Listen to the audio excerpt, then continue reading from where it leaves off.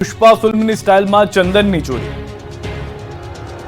વડોદરામાં પુષ્પા ફિલ્મની સ્ટાઇલમાં ચંદનના ઝાડની ચોરી થઈ। જી હા, પુષ્પા સ્ટાઇલમાં એમએસ યુનિવર્સિટી હેડ ઓફિસ પાસે બે ચંદનના ઝાડ કાપીને તસ્કર ટોળકી ફરાર થઈ।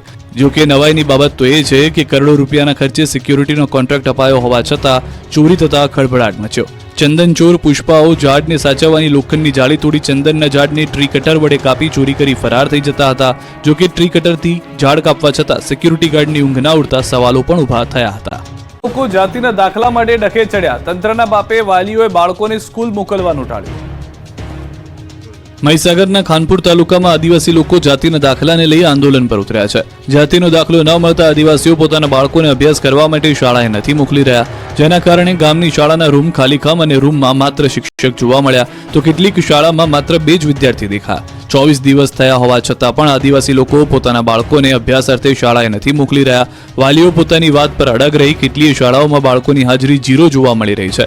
ખાનપુર તાલુકાની 128 પ્રાથમિક શાળાઓમાં અંદાજિત 12,000થી વધુ બાળકો અભ્યાસ કરી રહ્યા છે, ત્યારે દાખલાને લઈ છેલ્લા 24 દિવસથી 10,000થી વધુ બાળકો ગેરહાજર છે, જેને લઈ આંદોલન દિવસ અને દિવસ આગળ વધી રહ્યું છે। ભૂલકાઓનું ભણતર બગડી રહ્યું છે, પરંતુ તંત્રના પેટનું પાણી નથી હલતું। બીજી તરફ ખાનપુર તાલુકાના વાલીઓ દ્વારા શાળા એસએમસીના સભ્યપદેથી રાજીનામું આપ્યું છે। લગભગ ખાનપુર તાલુકાની 10થી વધારે પ્રાથમિક શાળાના એસએમસીના અધ્યક્ષ સહિત સભ્યો દ્વારા રાજીનામું આપતા ફરી એક વખત જાતિના દાખલાને લઈને વિરોધનો વંટોળ ઉગ્ર બન્યો છે। બાળકોને જ્યાં સુધી દાખલા નહીં મળે ત્યાં સુધી આંદોલન ચાલુ રહેશે તેવી પણ ચીમકી ઉચ્ચારી છે। ચાઇનીઝ દોરી અને તુક્કલ વેચતા લોકો પર તવાઈ। ઉત્તરાયણ પૂર્વે પ્રતિબંધિત ચાઇનીઝ દોરીના કાળા કારોબાર પર પોલીસે તવાઈ બોલાવી। સુરેન્દ્રનગરની દસાડા પોલીસે પ્રતિબંધિત ચાઇનીઝ દોરીના જથ્થા સાથે એક શખ્સને ઝડપ્યો। પોલીસે બાતમીના આધારે વોચ ગોઠવી ચાઇનીઝ દોરીના 48,000 રૂપિયાના 480 નંગ ટેલર અને કાર સહિત કુલ રૂપિયા 1,98,000નો મુદ્દામાલ કબજે કરી કાર્યવાહી કરી। દસાડા હાઈવે પરથી કાર ચાલક દશરથભાઈ રાવળવાળાને ઝડપી પાડી કાયદેસરની કાર્યવાહી હાથ ધરી। તો વડોદરાના માંજલપુરમાં ચાઇનીઝ તુક્કલના જથ્થા સાથે 2 ઝડપાયા। માંજલપુર પોલીસે બંને શખ્સોને ઝડપી કાર્યવાહી કરી। મહત્વનું છે કે માંજલપુરમાં બંને ઇસમો પ્રતિબંધિત ચાઇનીઝ તુક્કલનો જથ્થો વેચવા ફરતા હતા। પોલીસે 90,000ના મુદ્દામાલ સાથે કેવુર પટિયાર અને આશીષ પંચાલની ધરપકડ કરી। પ્રતિબંધિત ચાઇનીઝ તુક્કલનો જથ્થો અમદાવાદના વિપિન નામના ઇસમે મોકલ્યો હતો। પોલીસે ચાઇનીઝ તુક્કલનો જથ્થો મોકલનાર વિપિનને વોન્ટેડ જાહેર કર્યો છે। અમદાવાદમાં ફ્લાવર શોની ટિકિટના દર નક્કી કરાયા। ફ્લાવર શો પ્રવેશ ટિકિટના દર ફ્લાવર શો શનિ અને રવિવારે 100 રૂપિયા ચૂકવવા પડશે। સોમવારથી શુક્રવાર 75 રૂપિયા નક્કી કરાયા। 2024માં સોમવારથી શુક્રવાર 50 રૂપિયા ટિકિટ હતી। શનિવાર અને રવિવાર 75 રૂપિયા હતા। જે આગામી 1 જાન્યુઆરી 2025ના રોજ થશે ફ્લાવર શો શરૂ। રાજ્યના મુખ્યમંત્રી ભૂપેન્દ્ર પટેલ ફ્લાવર શો ખુલ્લો મૂકશે। અંદાજિત 15 કરોડના ખર્ચે ફ્લાવર શો 2025માં યોજાશે। સવારે 8 થી 9, રાત્રે 10 થી 11 પ્રાઇમ સ્લોટ રખાશે। આ વ્યક્તિ માટે ટિકિટ 500 રૂપિયા રાખવામાં આવ્યા છે। હવે ફ્લાવર શોની ખુશ્બુ લેવી મોંઘી પડશે। કાંકરિયા કાર્નિવલ પહેલા સારા સમાચાર। કાંકરિયાની અટલ અને સ્વર્ણિમ ટ્રેન ફરી શરૂ થશે। થોડા દિવસમાં શરૂ થશે અટલ ટ્રેન। કાર્નિવલના મુલાકાતીઓ ટ્રેનની મજા લઈ શકશે।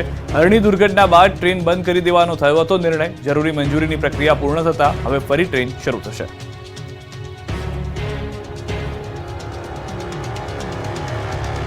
અમદાવાદના સીટીએમ પાસે એસ્ટેટ વિભાગે દુકાનના દબાણો દૂર કર્યા। 2 જેસીબી અને દબાણોની ગાડીઓ તેમજ ફાયર વિભાગની ટીમને સાથે રાખીને ડાબી સાઈડના વળાંક પરની પાક્કી દુકાનો દૂર કરી। જો કે દુકાનદારો પૈકી અમુક દુકાનદારોની હાઈકોર્ટમાં રીટ પિટિશન ચાલતી હોય તેમાં ચુકાદો હજુ આવ્યો નથી અને તંત્ર બુલડોઝર ફેરવી દેવાતા દુકાનદારોમાં રોષ ફેલાયો। 25મી ફેબ્રુઆરી સુધીની યથાસ્થિતિ જાળવી રાખવાની સૂચના પણ તંત્ર ગોળીને પી ગયું। શામળાજીના 70 ગામના ખેડૂતોની પાણીની સમસ્યા થઈ દૂર। શામળાજી પંથકના 70 ગામના ખેડૂતોની મોટી સમસ્યા દૂર થઈ ગઈ છે। સરકાર આ વિસ્તારના ખેડૂતોની વહારે આવી છે। શામળાજીમાં મેશ્વો ડેમમાંથી સિંચાઈ માટે પાણી છોડવામાં આવતા ખેડૂતો પાણીદાર થશે। રવિ સિઝનને લઈને પિયત માટે પાણી છોડાતા ખેતરો લીલાછમ લહેરાશે। સિંચાઈ માટે મેશ્વો કેનાલમાં 60 ક્યુસેક પાણી છોડાયું છે, જેનો સીધો લાભ 3 તાલુકાના 70 ગામોના ખેડૂતોને મળશે। લગભગ 4,000થી વધુ હેક્ટર જમીનમાં પાકને ફાયદો થશે। ઘઉં, બટાકા, મકાઈ સહિતના પાકોને ફાયદો થશે। પાણી મળતા આ બધા પાકનું બમ્પર ઉત્પાદન થશે અને ધરતીપુત્રોને ફાયદો થશે। મહીસાગરમાં સુજલામ સુફલામ કેનાલમાં 4 જગ્યાએ ગાબડું પડતા 15 ખેતરમાં પાક તબાહ। મહીસાગરના ખાનપુર તાલુકાના બામરોડા ગામ પાસેથી પસાર થતી કેનાલમાં 3-4 જગ્યાએ ગાબડા પડતા ખેડૂતોની આવકમાં ચોક્કસ ગાબડું પડવાનું છે। તંત્રની બેદરકારીના કારણે કેનાલમાં ભ્રષ્ટાચારી રૂપી ગાબડા પડતા હજારો વીઘા જમીનમાં પાકનું ધોવાણ થયું। સુજલામ સુફલામ કેનાલમાં લીકેજ થતા નીચાણવાળા વિસ્તારના ખેતરમાં નર્મદાના પાણી ફરી વળ્યા. આ ઘટનાને પગલે કેનાલની આસપાસમાં આવેલા 10 થી 15 ખેતરમાં વાવવામાં આવેલા ઘઉં, ચણા અને મકાઈના પાકનો શોથ વળી ગયો. આ અંગેની જાણ થતાં અધિકારીઓની ટીમ ઘટના સ્થળે પહોંચી. મહત્વનું છે કે સુજલામ સુફલામ કેનાલ મારફતે રાજ્યના 9 જિલ્લાઓમાં સિંચાઈ માટે પૂરું પાડવામાં આવે છે. હાલ આ કેનાલમાં 600 ક્યુસેક પાણી છોડવામાં આવેલું હતું. જો કે લીકેજ ઘટનાને પગલે તાત્કાલિક અસરથી પાણી છોડવાનું બંધ કરવામાં આવ્યું હતું. તો પાક ઉપર કેનાલના પાણી ફરી વળતા ખેડૂતોએ રાતા પાણી રડવાનો વારો આવ્યો છે. દિલ્હી મુંબઈ કોરિડોર પ્રોજેક્ટનો દાહોદના 14 ગામના લોકોએ વિરોધ કર્યો. દિલ્હી મુંબઈ કોરિડોર પ્રોજેક્ટના કારણે 14 ગામોમાં 17 મૂળભૂત સુવિધાઓ છીનવાઈ હતી. જેનેલી ગામના લોકોએ 2 વખત આ મામલે રજૂઆત કરી. કોઈ ઉકેલ ના આવતા ગ્રામજનો દ્વારા બીજી કોરિડોર કામગીરી બંધ કરી ફરી ત્રીજી વખત રજૂઆત કરતા અંતે 17 માંથી 16 માંગણીઓની સર્વાનુમતે સ્વીકાર કરવામાં આવ્યો. પરંતુ ખેડૂતોની મુખ્ય માંગણી પાક નિષ્ફળના વળતર અંગે કોઈ પણ નિર્ણય નહીં લેવાતા ખેડૂતોમાં નારાજગી જોવા મળી. જેથી આ મામલે ખેડૂતો દ્વારા પ્રાંત અધિકારીને આવેદન આપી રવિવાર સુધી કોઈ નિર્ણય લેવા માટે અપીલ કરાઈ છે. જો સોમવાર સુધી નિર્ણય નહીં લેવાય તો ફરી દિલ્હી મુંબઈ કોરિડોરની કામગીરી બંધ કરવા માટે ચીમકી ઉચ્ચારી છે. નવા વર્ષે અમદાવાદમાં ફરી બાબા બાગેશ્વરની કથા યોજાશે. વિશ્વ ઉમિયાધામ ખાતે કરશે હનુમંત કથા. ગુજરાત સહિત વિશ્વભરમાં સનાતન ધર્મની આસ્થાને ઉજાગર કરવા વિશ્વના સૌથી ઊંચા જગતજનની માં ઉમિયાધામના મંદિરની વિશ્વ ઉમિયાધામ ખાતે ભવ્ય અને દિવ્ય હનુમંત કથાનું આયોજન થવા જઈ રહ્યું છે.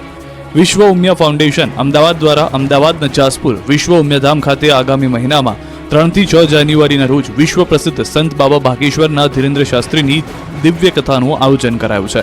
જેમાં લાખો સનાતન ધર્મીઓ પધારશે. સનાતન ધર્મને ઉજાગર કરવાના હેતુ પાટીદાર સમાજ તેમજ સનાતન ધર્મના તમામ સમાજના લોકો બાબા બાગેશ્વરની દિવ્ય કથામાં સહભાગી થશે. બાબા બાગેશ્વરની કથાને લઈને વિશ્વ ઉમિયાધામ ખાતે તૈયારીઓ પૂરજોશમાં ચાલી રહી છે. લાખો સનાતન ધર્મીઓને કથામાં પધારવા આમંત્રણ અપાયું છે. 6 દેશમાંથી મા ઉમિયાના ભક્તો દિવ્ય કથામાં પધારશે. પાટીદાર સહિત તમામ સમાજના લોકો કથામાં સહભાગી થશે. 5000 થી વધુ વિશ્વ ઉમિયાધામના સ્વયંસેવકો ખડે પગે રહેશે. 100 થી વધુ એન્જિનિયર, ડોક્ટર્સ અને આઈટી પ્રોફેશનલ્સ આયોજનમાં જોડાશે. દિવ્ય અને ભવ્ય કથાના આયોજન સાથે જગતજનની માં ઉમિયાના મંદિરના નિર્માણનું કાર્ય પણ પૂરજોશમાં છે.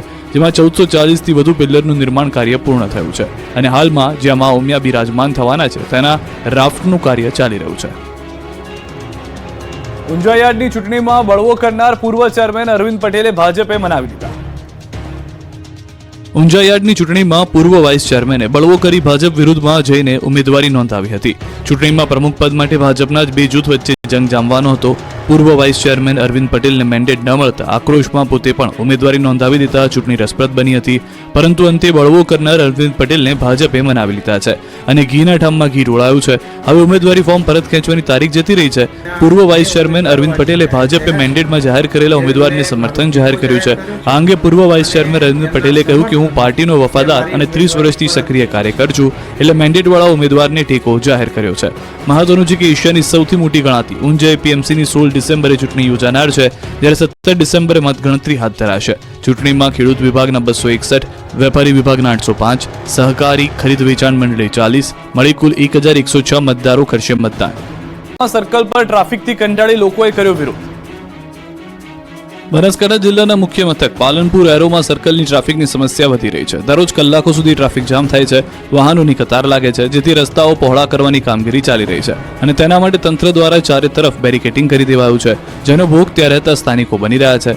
સ્થાનિકોનો રસ્તો બંધ થઈ જતા આકરા પાણીએ જોવા મળ્યા. અમદાવાદથી પાલનપુર તરફ આવતા માર્ગ પર ઓવરબ્રિજ નજીક તંત્ર દ્વારા બેરિકેટિંગ કરવામાં આવતા અમદાવાદ હાઈવે નજીક આવેલી અનેક સોસાયટીના લોકો મુશ્કેલીમાં મુકાયા. સ્થાનિકો દ્વારા સ્થાનિક કક્ષાએ રજૂઆત કરાઈ છે પરંતુ તેનો કોઈ ઉકેલ આવ્યો નથી. જેથી સ્થાનિકો હાઈવે પર એકઠા થઈ વિરોધ પ્રદર્શન કરી રહ્યા છે અને જો આગામી દિવસોમાં તંત્ર દ્વારા આ બેરિકેડિંગ મૂકવાની પદ્ધતિ મોકૂફ નહીં રખાય તો જિલ્લા કલેક્ટરને આવેદનપત્ર પાઠવી ઉગ્ર આંદોલનની ચીમકી ઉચ્ચારી. આ હાઈવે પર અનેક સોસાયટીઓ આવેલી છે અને સોસાયટીના રહીશો આ માર્ગ પરથી સીધા હાઈવે રોડ પર જઈ શકતા હતા પરંતુ હવે બેરિકેડિંગ મૂકી આ માર્ગ બંધ કરી દેવાતા સ્થાનિકોની મુશ્કેલી વધી છે.